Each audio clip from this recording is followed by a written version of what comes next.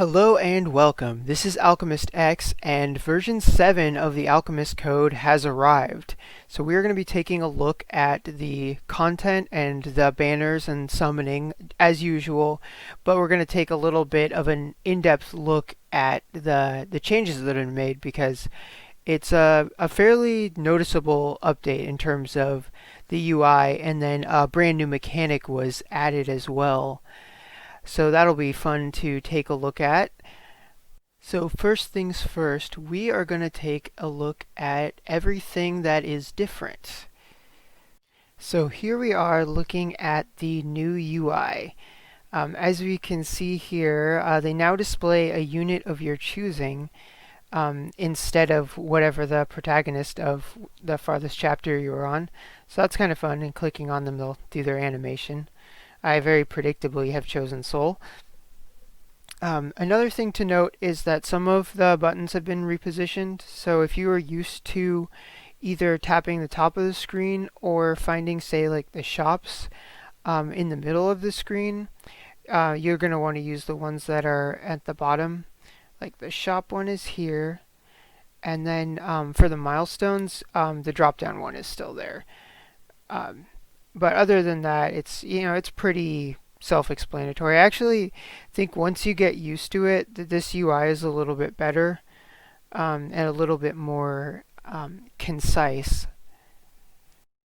And another thing that I wanted to point out that was in the news, but I think is worth reiterating, is that the Mercenary system has gotten a substantial upgrade in that now the way that they're geared out is independent of your actual setup when you're playing the game in single player modes.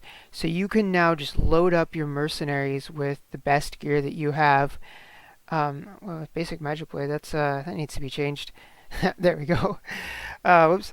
So like I have more characters wearing the Optima scarf than actually have Optima scarves, just to help people that want to use any of my mercs.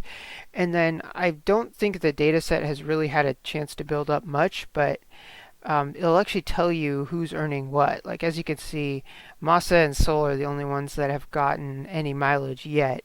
But I'm going to wait until the sample size is a little bit bigger before I start switching out mercenaries. But if any of you guys are friends with me in the game, let me know in the comments, or just if you just have good ideas for mercenaries and loadout. So a lot of these characters I chose because of their leader skills, or just general utility if your name is Dark Masamune. But yeah, so just and the arena is same thing, just independent loadout. So just go hog wild with that stuff.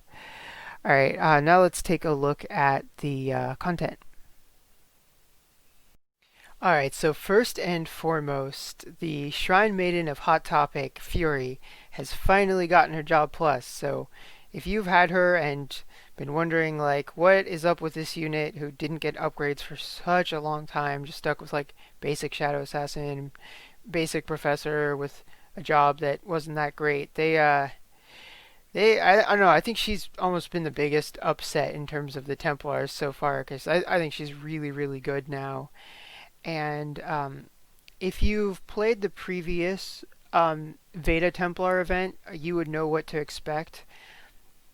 It is the dungeon quest style where you have a boss that you fight over and over, and you get prizes until you've gotten the awesome prize, and then you can move on. The nice thing about this, if we were going to compare it to the Setsuna box event, this one is just like the SIBO one, where every single piece that you need to master the job plus was all in the first lineup. Like I already got them earlier today, but that's all you need. So if you are not looking to fight Orion tons and tons of times, just 5 runs on normal and 5 runs on hard between all the milestones, that's going to get you more than enough to just burn through that entire first box. I think I overshot it by like 100 or so. So no worries there. It's something you could do in a day if you got time, and like 2 or 3 days if you're kind of low on time. But I would definitely do this, even if you don't have Fury really ready yet. Um, you know, she is a unit you can get just on normal summons, and farming her is a little more of a pain. But especially if you're lacking in fire magic, she can really help you out. So I definitely would say go for it. And then, you know, doubly so if you happen to get the memento. But that memento is normal pool, so no hurry there. Then there are a few other less, you know, substantial events going on. The version 7 has a celebration quest. If you've been around for other celebrations, you know what to expect. It's especially similar to the previous autumn celebration where like take a low star character and overpower them.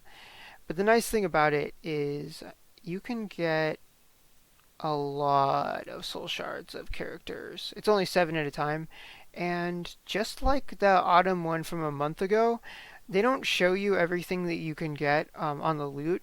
Okay, because I got shards of Blair, for example, and they're not listed here.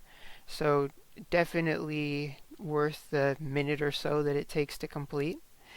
And then next up is this challenge quest. It takes a little bit longer to complete, but it's only 5 levels, and it's going to net you 150 rainbow shards, so that's hard to say no to. It's really not too difficult. If you have just like 85 units should be sufficient, and most people, it doesn't take very long to get past 85 these days. So I definitely recommend that. And then the vision clears in Villia, so anybody who's still trying to get Gerald and Natalie's VCR, it's definitely the time for that. And then there's a couple of other bonuses like the, you know, the usual Road to Enlightenment and Spirit Forest, etc. No Vision Clear Pro from what I gathered, but oh well, I'm sure it'll be back before too long. So yeah, that is everything that is new for events. Let's take a look at the banners. Alright, and here we are at the banners. And before I continue, I just wanted to mention that we just got a 5-star unit selector. So if you didn't have Fury and you wanted Fury, you could instantly remedy that issue. So it's silly of me to forget that. But yeah, if any Veda Templars you're lacking, I always recommend them first for selectors. But yeah, anyway, so there's also a gem return banner, which is not here anymore because I already did it, but I recorded it earlier today. So yeah, do that. Like, go as far as you can. Like, there's you know, you don't lose anything, so always do that before you do anything else when the gem return banner is around. And the nice thing about it is that it subsidizes your gem spent bonus too. I'll say more on that in just a minute. So first up is the special 10 summon, which we haven't seen one of these in a while, but it's just every step is 500 and the number of steps increases every day. And I'm personally going to pass on this banner, and whether or not I would recommend it would depend on how new you are and how many normal pool things you're lacking. Because the less normal pool stuff you have, the better a value this is if you're just trying to round out your collection and get to the point where you have you know, a good set of core characters from the normal pool. But like for me, I would have very little to gain from this because I have at present all the normal pool units, and I'm only missing a few of the normal pool mementos where it would make more sense just to use selectors to take care of them.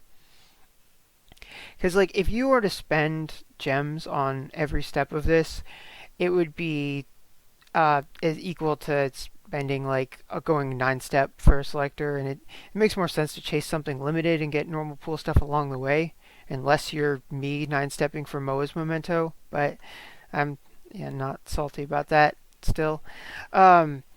Alright, next up are 2 banners I would say skip.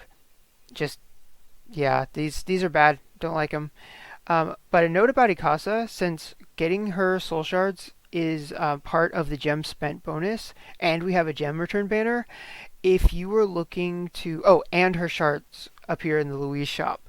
So if you're looking to get her, like you really want a Ikasa, then I would say transmute her, get the gem spent bonus, get the mercenary bonus, get the free shards from the dungeon boss, and then you'll be lacking, I think, 7,000 gems for the final step. But if you spend 7,000 gems just on the Louise shop, then you would get the maximum amount of Ikasa shards for your gems, and then you'd have her, and then you could run the soul shard quest for her. So um, it's even less expensive than normal for taking the Louise shop transmutation path. So I mean, I wouldn't consider Ikasa a must-have unit, but from what I've heard, she's pretty good.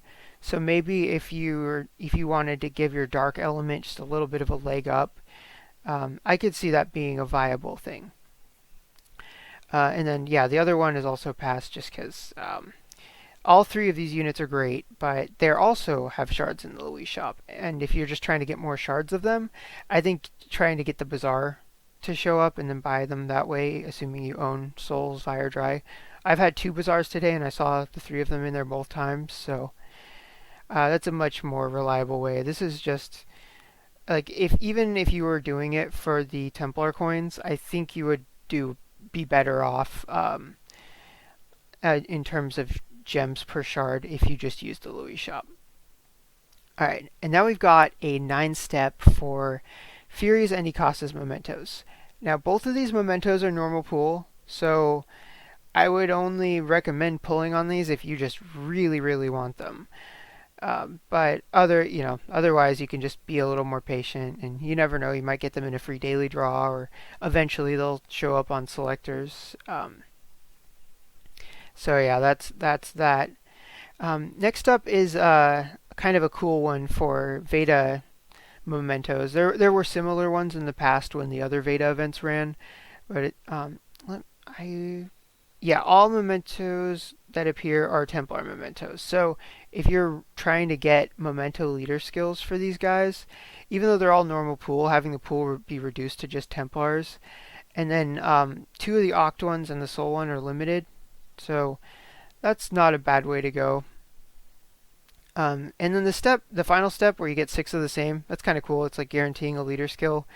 But I don't know if you got like one that you didn't want, that would be less fun. But I could see that being worth it, depending on your situation. So I wouldn't call that a bad banner by any stretch of the imagination. And then next up, we've got our usual normal pool unit summon that is good for new players. Actually, I'd say great for new players in this case. Although I know there's an Automa challenge board. I don't know if it was permanent though. So, but all 3 of these units are good. But if you're a veteran player, you probably have them, and you probably have them maxed out. So if you're new, go for it. If not, skip. And then next up, we've got the Bashini memento banner, and this one is limited, just like the other New Year's mementos. So you know the drill with this as well. It is an expensive but reliable means of getting it. And then the fact that the Automa mementos on the banner is kind of nice too, just because that's a really good memento, and you can never have too many of those VCRs. And then I think everything else that isn't a gear summon is leftovers from previous weeks. And then I was reading on Reddit that this Sleipnir cape is, if you're in a manual PvP, is good for CT nullification. So it's one of those times where it might be worth popping the first step, and if you're really into PvP, maybe just going all the way and guaranteeing the cape. But everything else on it you can get from the free selector, like the life cuffs and the Kukulon earrings and the wolf ring they've been added to the selector. So if you want anything that's not the Sleipnir cape, I would pass. So that is it for the banner review. Let's move on to the summoning portion. Alright, here we are at the gem return banner. Now I noticed a little thing on the text that says like gems spent in the gem return bonus will not count towards bonus for gems spent. Um, I I at first thought that to mean that any gems you spend, because you'd spend like 43k total if you went all the way on the banner, and then of course you get more than that back. But I got the gem spent bonus, so I I think, and at this point kind of hope that what that means is that the extra gems that you count, like the net gain between the 43k and whatever else you have left over as a result of the bonuses, don't count towards the gem spent bonus. But that's kind of silly because those are received and they're never actually spent in the first place, so that shouldn't be confusing. I hope what I'm hoping that it doesn't mean is that that none of the gems that you spend here are supposed to count. Which I don't know, I don't like that as much. I could kind of understand it because then they're kind of freely giving you a bunch of bonuses. But if that's the case, why just not have a gem spent bonus on the same week there's a gem return banner? It seems like that would be pretty easy to manage. Just make them mutually exclusive events and done. So I'm hoping that a whole bunch of us that did because most people are going to do this the first thing first to increase their net amount of gems. So hopefully we didn't all accidentally benefit from a bug because that's not good, especially in a way that can't be. I don't know how that would be reversed exactly. So I'm just hoping that it means the surplus it doesn't count, which is logical. But yeah, I got more fire shards. That's good because I really want to raise Adelaide, but the timing could not have been worse. Because like first I sharded Fury probably like 2 months ago in preparation for today, and then I unexpectedly ended up getting Mira, and so that was fun. And then I burned a combination of fires and rainbows on her, and even though I don't have a memento, she's awesome.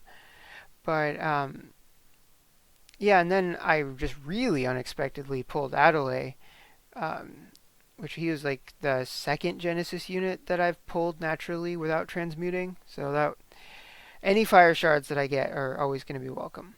Oh, also, I totally never acknowledged that there's a brand new summoning animation, but we have it, and it's long, but it's fun to see a model of Ouroboros. So yeah, that's you can either tap the screen or just hit skip if it's a bit much. But yeah, I got a little above the bare minimum amount, so I ended up with a fairly decent net gain. I mean, I never have huge expectations for this kind of thing in the banner, but just getting any kind of gems for free makes me happy. Yeah, because then when I was recording this, I went straight to the gem spent bonus to see how far they got. Because at the time I hadn't even noticed the little text talking about it, bonus not counting. And then I saw that it did. Oh yeah, there's also a free bundle in the in like the limited deals shop that you get like a 4-star plus summon ticket and some event skip tickets. So don't forget to grab that every day as well.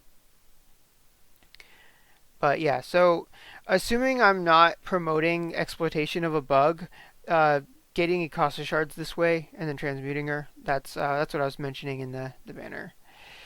So yeah, that is all for summoning. I'm going to call it good now. And then for the auto repeat feature, I'm going to make just a separate video for that because I think this has gone on long enough. So I will see you next time.